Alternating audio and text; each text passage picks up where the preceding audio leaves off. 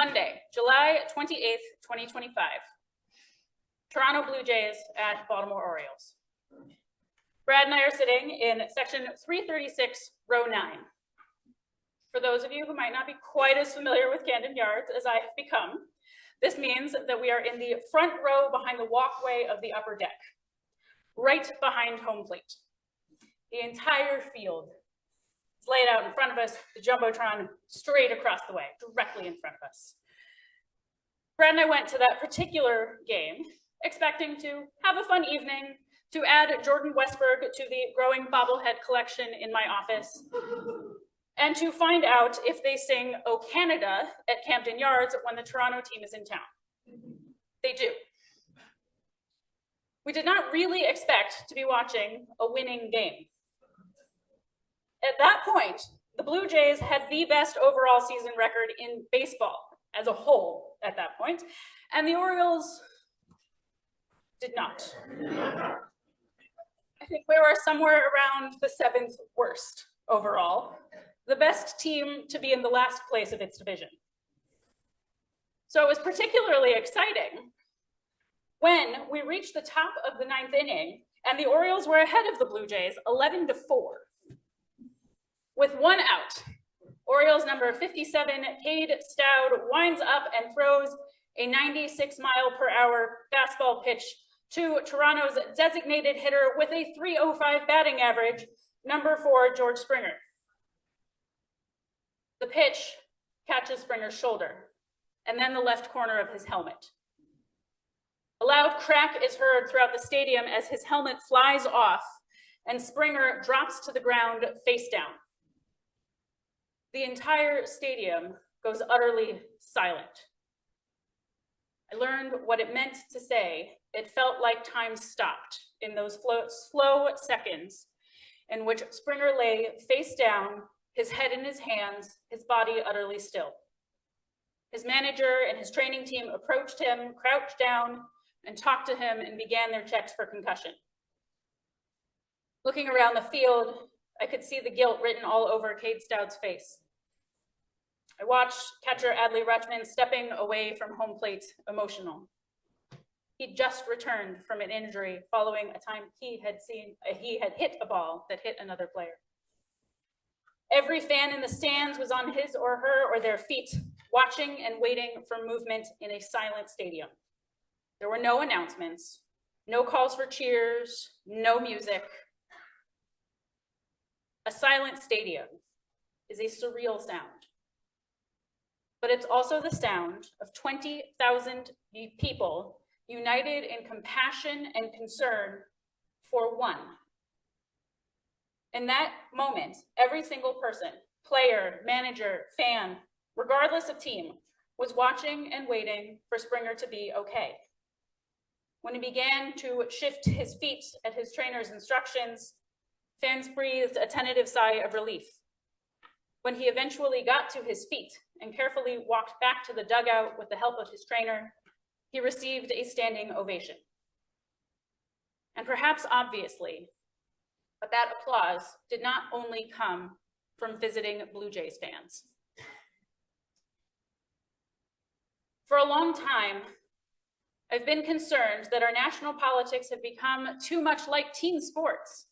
Too many Americans are more worried about whether or not their team wins or whether or not their team will beat the other team and are no longer concerned about the well-being of the nation as a whole. As I experienced every fan, Oriole fan and Blue Jay fan alike, care about what happened to George Springer, I realized that in many ways, fans of team sports are starting to behave better than those engaged in politics.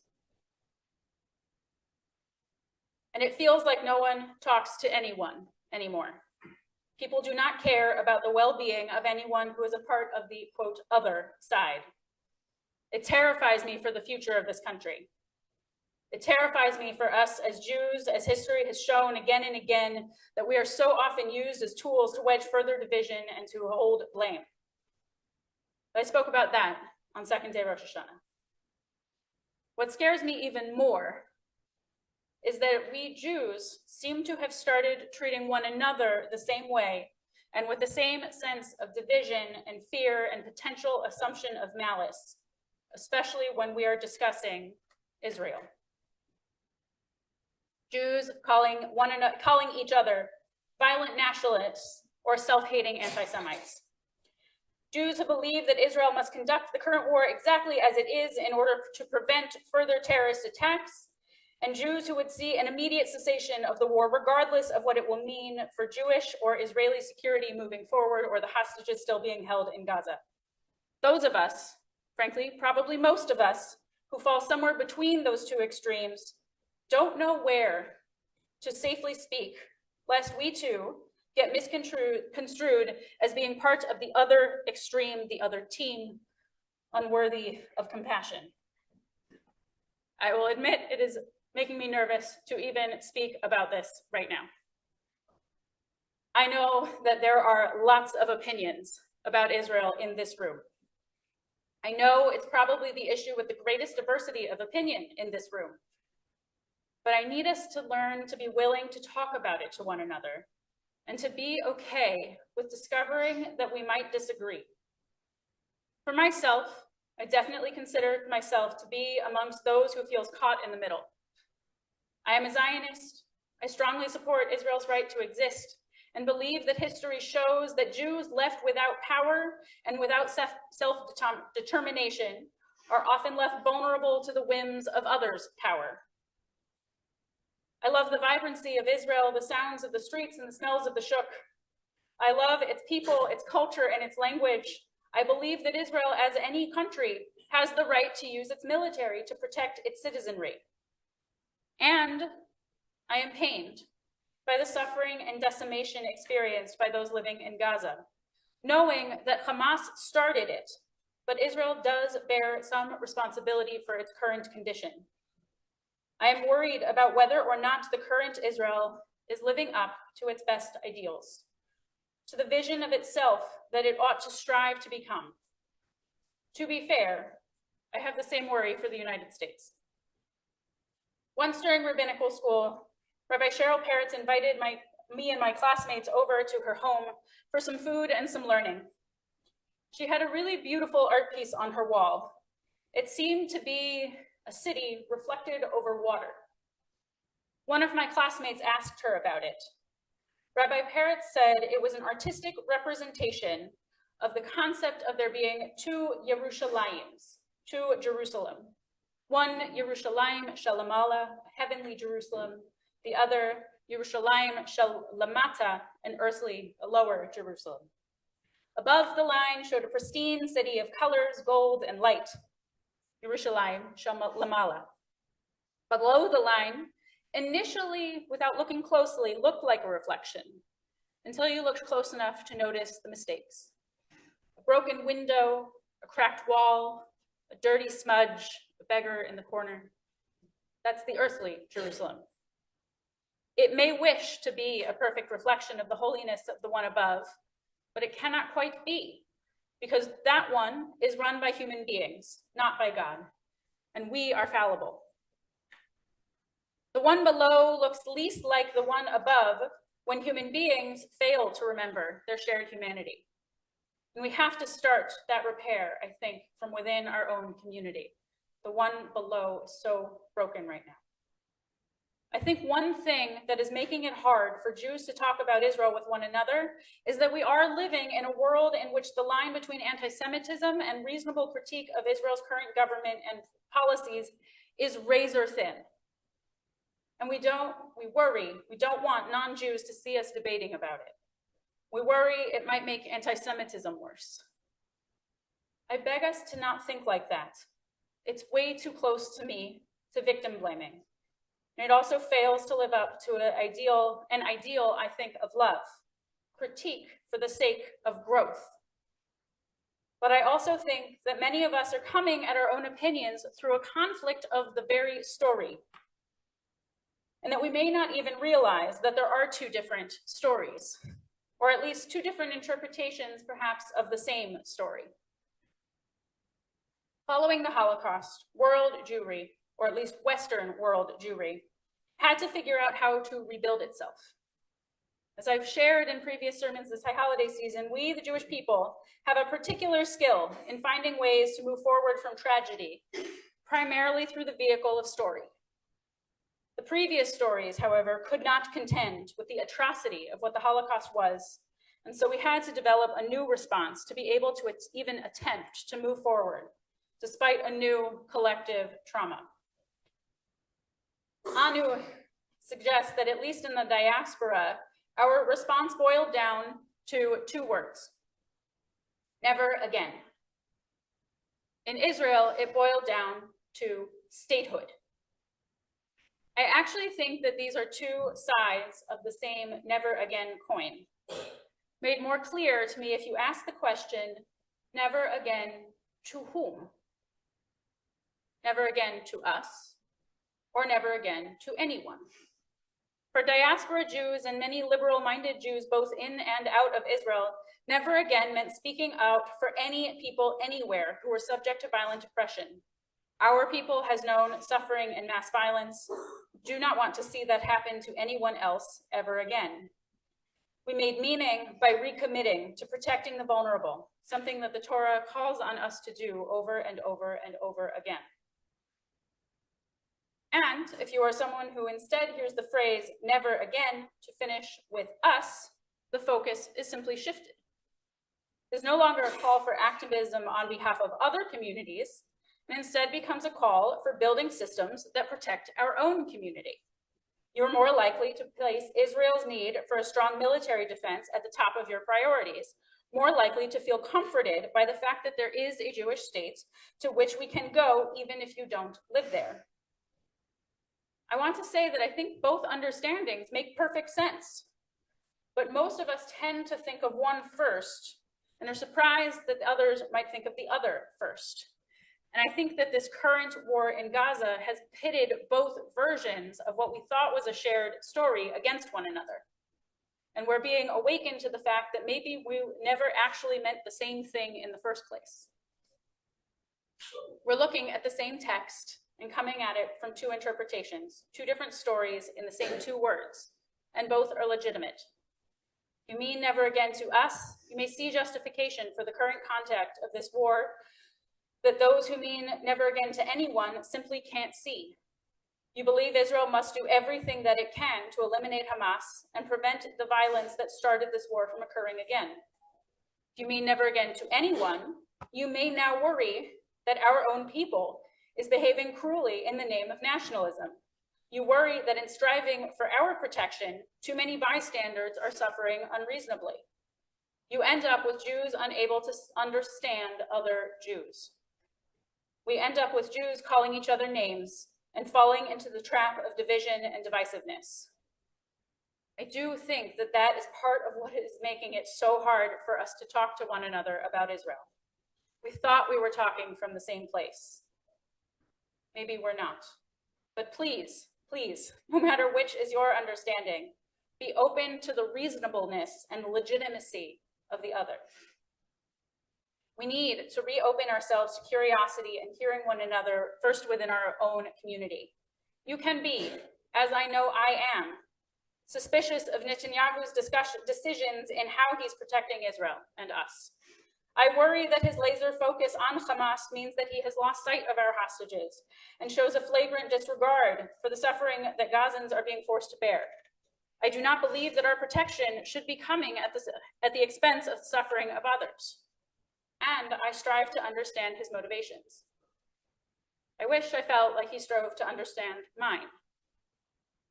We need to return as a people to three principles that I think are core to Jewish communal life. One is showing up. Spoke about this last Yom Kippur, the immense power of showing up when someone in our community is feeling pain. And we are all feeling pain. So thank you for showing up today for one another. Thank you for being willing to listen to me, even if you probably have found something that I've already said that you disagree with. That is something that Jews have always done well, disagree. Which brings me to my second principle, healthy debate, which sharpens us. This is a key to Jewish learning. It deepens our understandings. We want discussion, not sound bites. In our modern world, we have become much too accustomed to sound bites and slogans. These always flatten the discourse and eliminate nuance in any situation. They ignore that this conflict was baked into the state of Israel even before its founding, when the British repeatedly made promises to both Jewish and Arab leadership living in the land before the state's founding in the mid-20th century. Usually, those promises from the British contradicted one another and were made at the whim of what would be best for the British at the time in any given moment, and led the Jews and the Arabs to each have legitimate claim. And yet the British walked away when they no longer needed to be there, left the leadership already there to pick up the mess. Slogans and sound bites leave out the violence that the Palestinian terrorists perpetrate and focus instead only on Israeli response, and tries to call Israel the terrorists. Slogans and sound bites also spread the lie that there is no such thing as a peaceful or innocent Palestinian, which gives in to the Islamophobic claim that all Arabs are terrorists. Neither of those statements is true. Both are manipulations of history to the point that they have become believable lies. As one idiom says, a lie can get around the world before the truth even finishes tying its shoes. And social media obviously doesn't help. Social media traffics in slogans and sound bites, and never in nuance. Furthermore, countless studies have shown that because of social media, we have dramatically shortened our attention spans, no matter how old you are, but especially for those whose brains are still forming. But we Jews have what author and former White House speechwriter Sarah Hurwitz calls the anti-social media. We have partnered study, ideally with someone you disagree with. In her newest book, As a Jew, Hurwitz writes, instead of being done alone, anonymously, in front of a screen, Jewish study is traditionally done face-to-face, often in a pair known as a chavruta, which means friendship or partnership. There's no audience cheering or jeering from the comments section, just two people grappling with the same sacred text. The goal is not to win a debate or take down the other person. It's for each partner to push and question the other, sharpening each other's thinking, like, as the Midrash says, like iron sharpens iron, and learning from each other's opinions. It's to engage in what the rabbis called argument for the sake of heaven, to unearth the text's deepest meaning or meanings. Hurwitz goes on to remind us of a story in the Talmud in which one from a pair of what was known as one of the greatest chavruta sets passes away. The other rabbis seek to console the surviving member of this chavruta pair by finding him a new study partner. But this new study partner simply agrees with everything he says.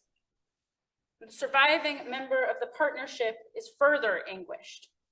When I would raise an opinion about the law, Rabbi Yochanan says, Reish Lakish would raise 24 challenges, and I would answer with 24 answers, and our understanding of the law would become more expansive together. In other words, we learn and grow through challenging our opinions, not through sound bites, certainly not through echo chambers. In Jewish tradition, living in an echo chamber is meant to be distressing, not comfortable.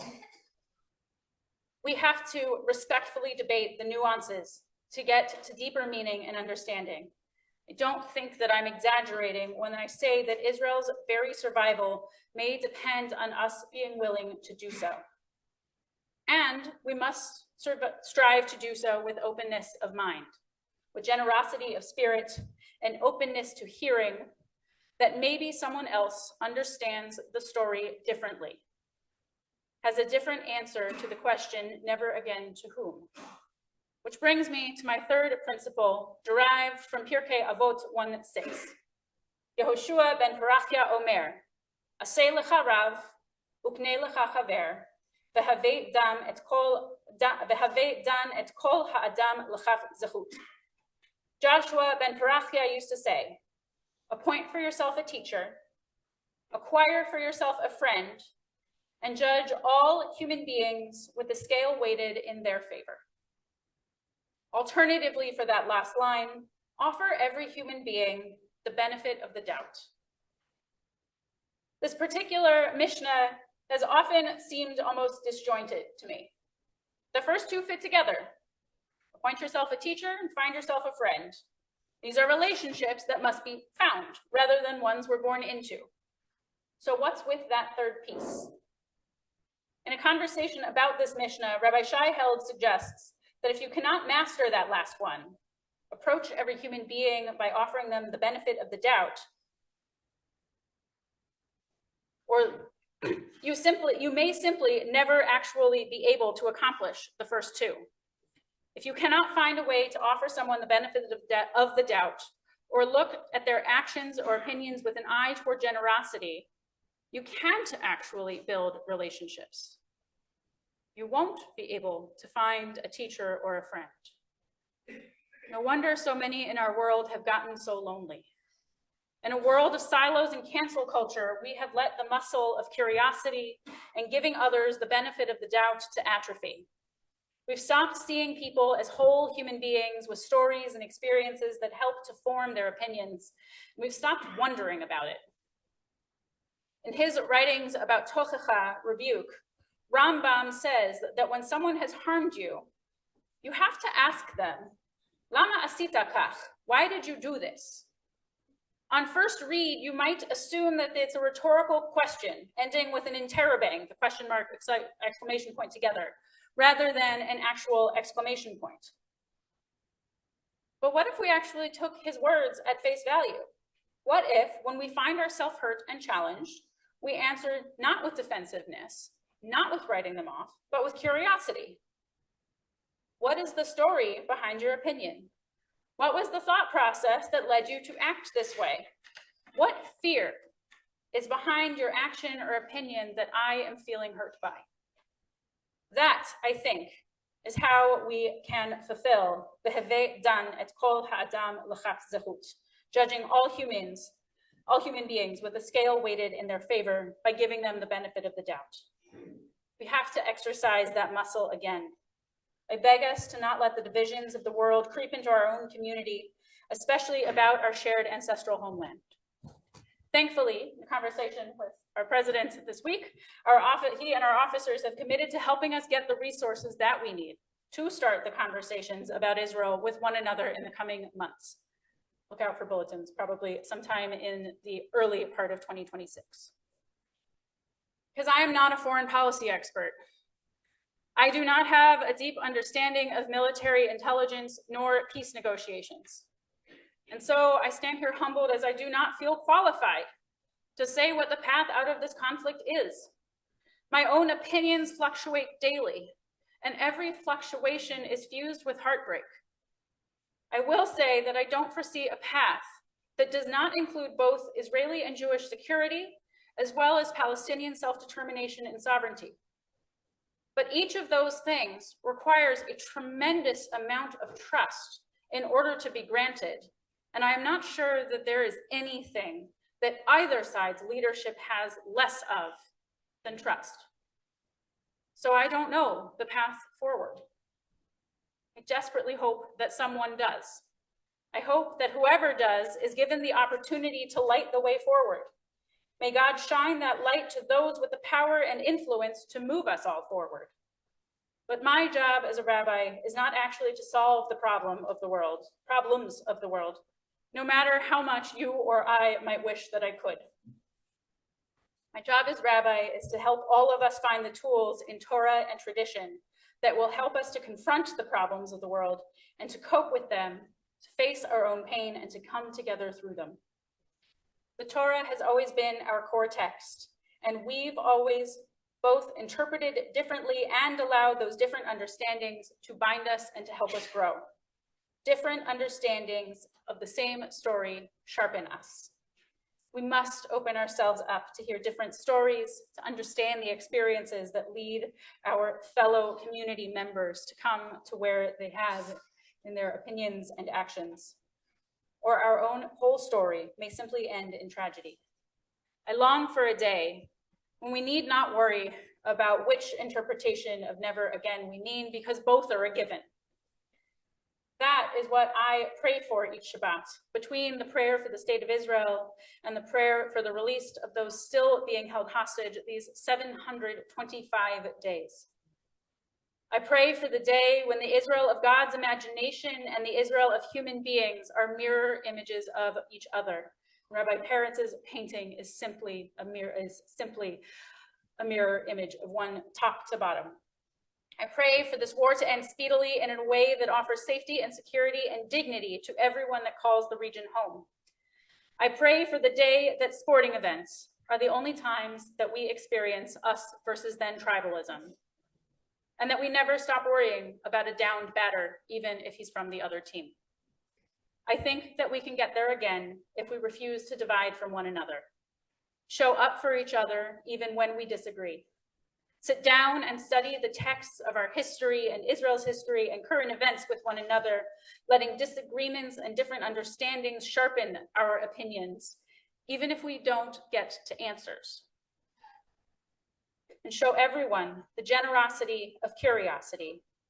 May we offer one another the benefit of the doubt and grow one together. Gemar Chatima Tova. May we be sealed for a good year ahead.